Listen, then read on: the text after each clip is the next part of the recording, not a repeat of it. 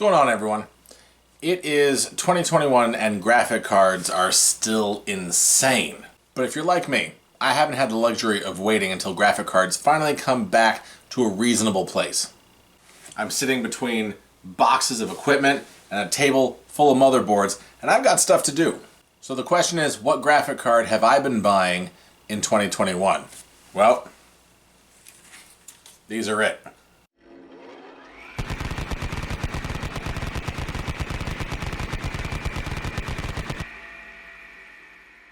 So through 2020 and 2021, graphic cards have been going crazy. Demand has been up high, and there have been shortages due to droughts and single companies in the pipeline.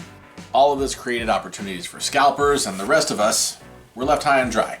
So trying to find a graphic card that met a balance between cost and performance was really difficult. And we're not even talking good cards, mind you. We're talking the used market. Cards that are several years old. And while the market continues to shift, because this is being filmed in the middle of the year, China has just dropped their cryptocurrencies, Bitcoin has cut its value in half, so we're starting to see some changes. So this is something that continues to evolve from day to day. But one of the cards that I have found the most stable for price and performance through this time has been the R9 380. Now, the R9 380, is this the best card? Absolutely not. But you can't find a 390 right now, can you? What this brings to the table is performance that is a little better than a 1050 Ti, and if I'm being frank, they're not bad looking cards. I have three models right here. This one is from MSI, this one's from Sapphire, and this one is from Asus. Arguably my least favorite. And all these cards come with backplates too, so they're not bad looking. And like I said, the performance is better than a 1050 Ti, although it does come at a bit of a cost, and most of these require two 6-pin connectors, so they're a little power hungry. But here's the thing, for price to performance, these are much better and has been the best deal that I've been able to find lately.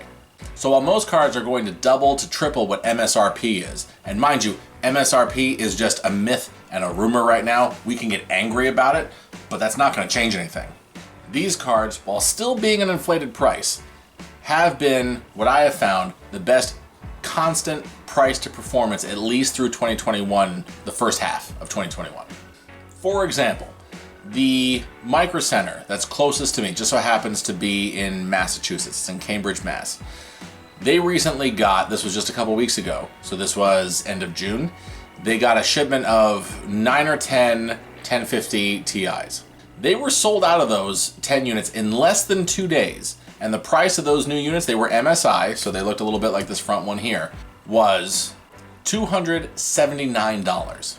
Now to put that into perspective, for 2 years ago, I was buying these cards used, no box, for about 80 bucks, used for around 100.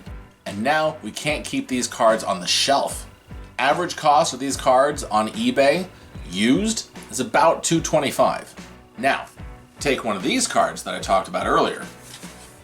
This card with better performance, again, a little more power hungry. These can be found on average, again, this price fluctuates, things are still crazy, for about $150. I've seen them go higher, $175, $180, but I also picked up one of these. In fact, it was the MSI card down here for $125 on a local listing through Facebook Marketplace. Inflated price? Yes.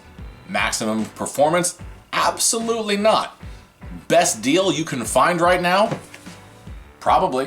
Now things are getting better. We're starting to see more consistent stock at brick and mortar retailers. And that means as the stock gets better, the price will start to go down. So I don't know how much longer we're going to be in this GPU drought, but things are starting to look better. However, if you absolutely need something that's not going to break the bank, that can hold you over until you get a new graphic card, my recommendation to you is the R9 380 or 380X. Mind you, there's very little performance difference between the 380 and the 380X, so don't spend an exorbitant amount, but if you happen to see a good deal, pick it up. At some point, very soon, we won't need to do this, but until we do, in my opinion, this is the way to go.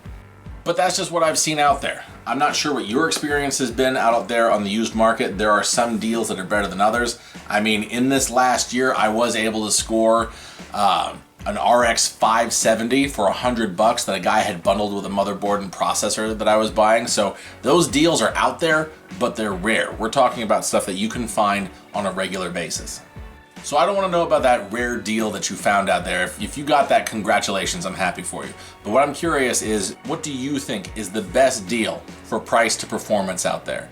We're talking about the R9 380 that just outperforms a 1050 Ti, and they come in an average of, like I said, the majority of the ones that I buy are between 125 and 150.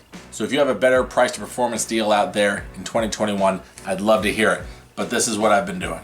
And if you're curious, I've been pairing these with a lot of 4th gen Intel CPU motherboard combos and building systems, which, not the fastest, but for the age and price of the tech, can hold their own in most games. I mean, hell, you can even play Cyberpunk on there at 30 frames per second on low settings if you feel like it. But that's all I got. That's what I'm doing for 2021. I'm curious to hear what your stories are. Let me know what you're doing until this drought is over, and I'll catch you very soon. Take it easy. Bye.